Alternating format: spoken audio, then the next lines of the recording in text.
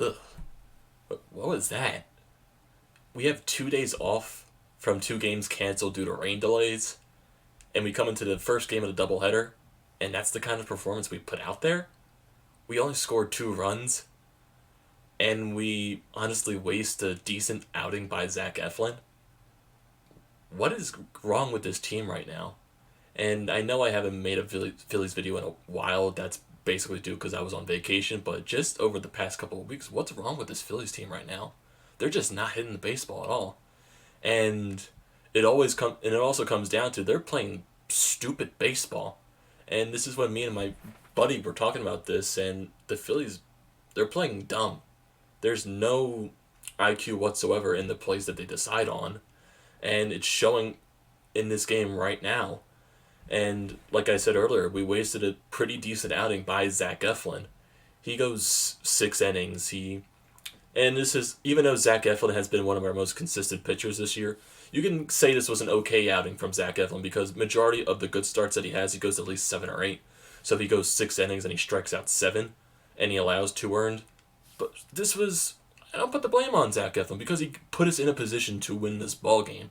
It was the offense that wasn't providing any sort of runs for him to have something to work with.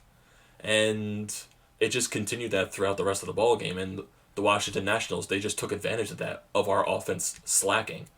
So Scott Kingery, he remains red hot. I'll give that to Scott Kingery. He's been one of our best hitters as of late, and probably one of our best hitters this season.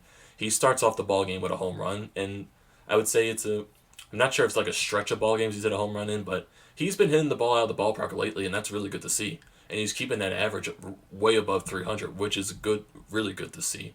I don't know why I keep saying really good to see, but that's all I can say about Scott Kingery right now because he's the only bright spot right now.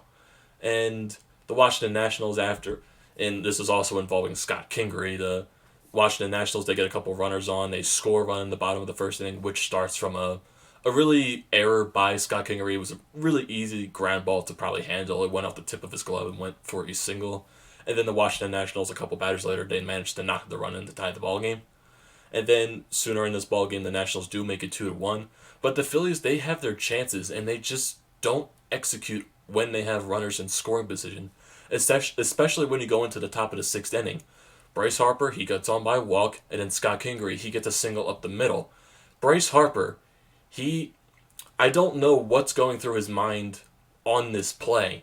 This is where stupid baseball comes in. This is where stupid decisions come in.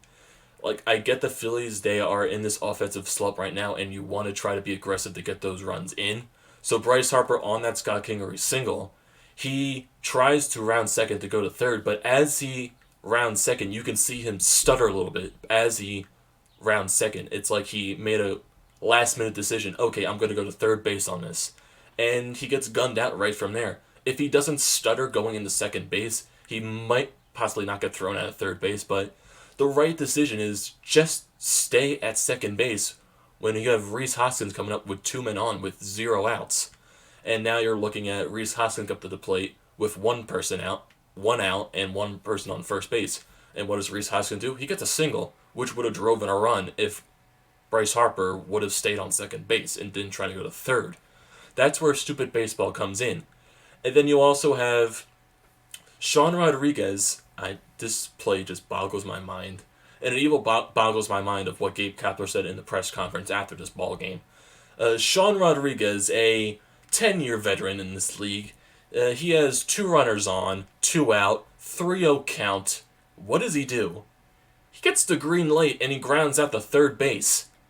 I'm just like, what position is Sean Rodriguez in to swing at a 3-0 count? Why is Gabe Kapler giving Sean Rodriguez the green light on that count? It's just like, when you're given the green light to swing at a 3-0 count, you're not grounding the baseball, you're driving that to the outfield. And Sean Rodriguez, it just looked like that entire at bat, he was trying to ground the ball, especially on that 3-0 count because he got on top of the ball and it grounded out the third base. So, and it also goes with Ricky Patalco in the postgame show. He was saying about this 3-0 count, this specific at bat, you're not looking to ground the ball, you're looking to drive the ball, and that's what Sean Rodriguez didn't do. And it just boggles my mind why he was given the green light. And Gabe Kapler in his post-game press conference said he loved that. So it's just like, are we basically just giving every person in our lineup the 3-0 green light? It's just, we're giving players like Sean Rodriguez the green light. Are we still going to get players like Andrew Knapp the green light when he has a 3-0 count? It's just, no. Players that deserve the 3-0 green light are your power hitters or your players that you know are going to get a hit. That's Bryce Harper, that's Scott Kingery, that's Rhys Hoskins, that's JT Realmuto. Hell, maybe even Gene Segura, but we all know Gene Segura is in a gigantic slump right now, so I wouldn't even trust him with the 3-0 count. But in that situation, you have to prioritize getting runners on base. You can't prioritize, oh, he has a 3-0 count, green light, swing the bat, no matter what. But in that instance, you have 2 out and you have a 3-0 count. Take the pitch. If the strike is a strike, you could think of what you want to do for the next pitch, but I rather prioritize getting the runner on base. And that's what they didn't do. And then right after that, inning, the Nationals are able to get a third run on the board, and they capitalize on our stupid mistakes that we made in the top of the sixth inning. And then in the bottom of the eighth inning, Gabe Kapler decides to bring in Cole Irvin. Out of all the pitchers that you have in that bullpen all of 2 days rest, you bring in Cole Irvin, who has been struggling as of late since being brought down, being brought back up. He's hasn't thrown the baseball well, and you want to bring him in facing a right-handed batter to soon face the in order to face the left-handed batter, and it doesn't work out for them because they both go back-to-back dingers actually, and they were both moonshots. So Gabe Kapler, your plan didn't work out right there, and then the Nationals they go on to make it 6-1. And then the Phillies, they're not going to run in the ninth inning, but it really doesn't matter because the Nationals win this ball game 6-2. And it just comes to the fact that this team is on a really bad downward spiral right now. And it showcased that in the Brave series. When we lost that first game when we should have won it, and then the blowout in the third game. And it just looks like there's no confidence in this team right now. There's no oomph.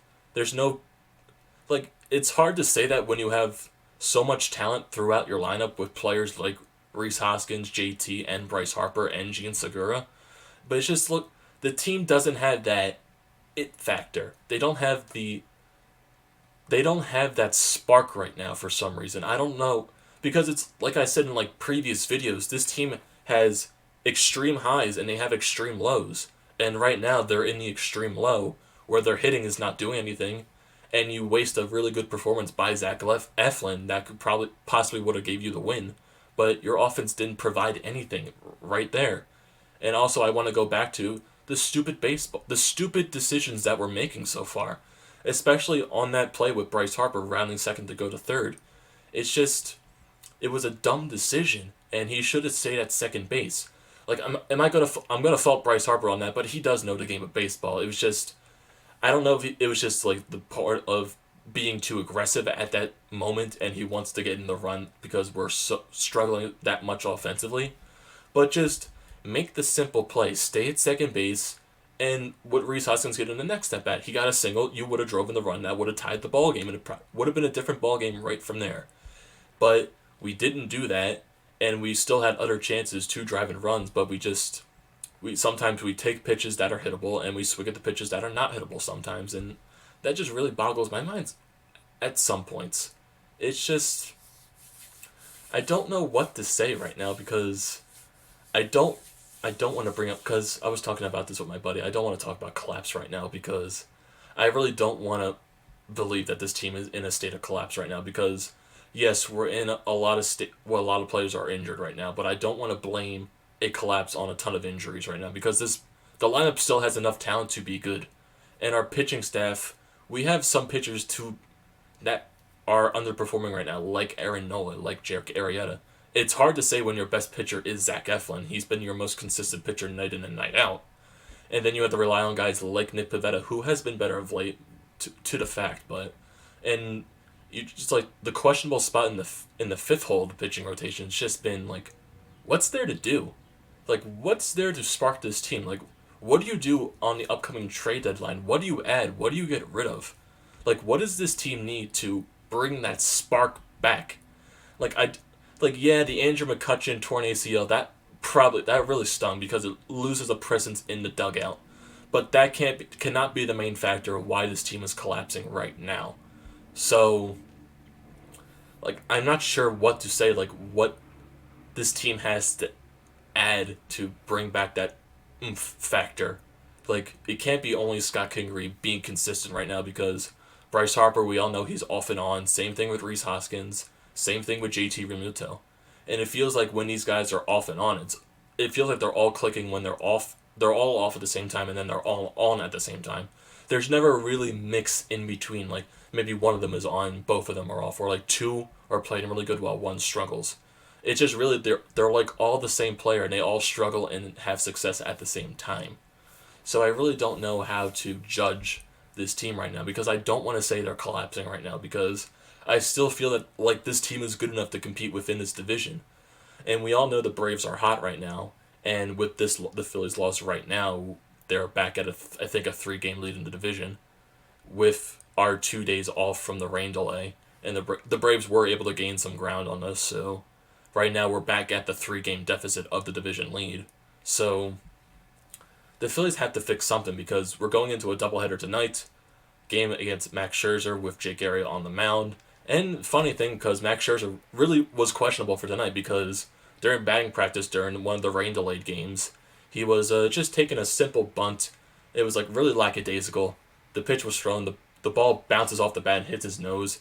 And when he went down into the clubhouse, he was checked out by doctors. It was confirmed that his nose was broken, and he probably has a couple bruises, maybe a black eye. So but he's still deciding to go today. He's fighting it off. He's going to pitch tonight. So we don't know what Max Scherzer is going to bring to the game against the Phillies. So the Phillies really have to step up tonight against an injured Max Scherzer, basically. But knowing our luck, Max Scherzer will go out there and throw a gem even though he's injured. So yeah, the Phillies, they're in a rough spot right now, and I don't want to say there's no light at the end of the tunnel, but there has to be. Like, I know this is like the Phillies fan base right now. We've been through extreme highs and extreme lows. We've been saying this team sucks and this team is great.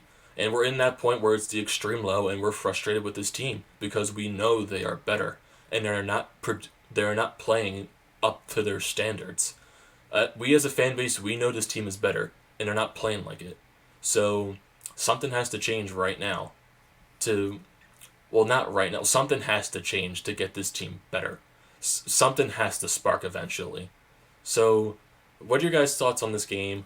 What are your guys' thoughts going into the nightcap of this doubleheader? And just like, what do you think is wrong with the Phillies overall right now? Like, what do you think is not clicking right for them? What do you think is just not working?